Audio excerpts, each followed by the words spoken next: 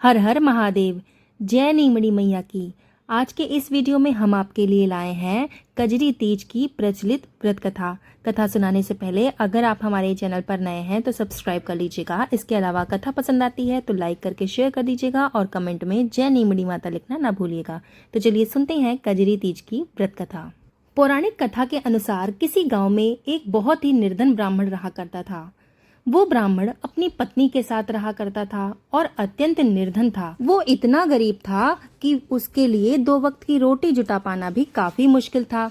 इस गरीबी के बीच में जैसे तैसे वो दोनों अपना गुजर बसर कर रहे थे। ब्राह्मणी की पत्नी भगवान की भक्ति में बहुत ज्यादा विश्वास रखती थी, इसलिए भादव मास के कृष्ण पक्ष की तृतीया तिथि को उसने अपने मन में कजरी तीज का व्रत रखने का संकल्प लिया। उसने अपने पति को बताया कि वो कजरी तीज पर व्रत का पालन करना चाहती है, जिसके लिए उसे सत्तू की आवश्यकता होगी। इसलिए आप मेरे लिए कहीं से भी सत्तू ले आएं ताकि मेरा व्रत संपूर्ण हो सके। पत्नी की बात सुनकर ब्राह्मण काफी चिंतित हो गया और वो पत्नी से कहने लगा कि मेरे पास इतना धन नहीं है जिससे मैं तुम्हारा सत्तू ला सकूं।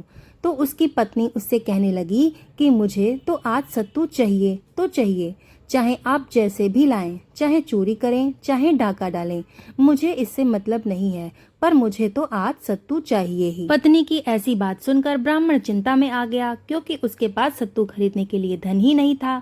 लेकिन इसके बावजूद वो अपनी पत्नी की इच्छा को पूरा करना चाहता था, इसलिए उसने किसी तरह सत्तू का प्रबंध करने का निश्चय किया।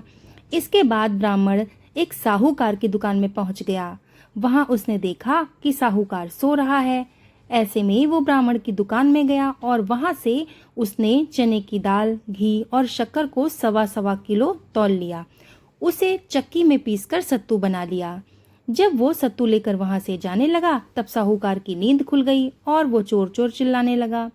ये सुनकर ब्राह्मण ने उसे बताया कि मैं चोर नहीं हूँ, मेरी पत्नी ने आज कजरी तीज का व्रत रखा है, जिसके लिए मुझे सत्तू की आवश्यकता थी, इसलिए मैंने सिर्फ यहाँ से 1.25 किलो सत्तू बनाकर ले जा रहा हूँ।